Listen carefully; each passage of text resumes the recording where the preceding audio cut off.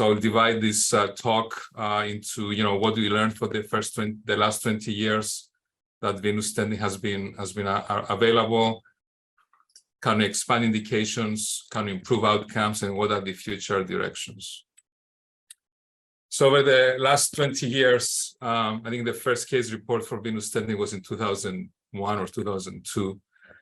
We learned that venous sinus stenting, specifically for intracranial hypertension, is an effective treatment for papilledema.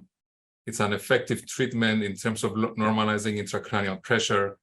It does improve the quality of life of patients. It does resolve the pulsatile tinnitus caused by venous sinus stenosis. We also learned that the rate of treatment failure is low, but not very low. And the risk of treatments are very low, but not zero.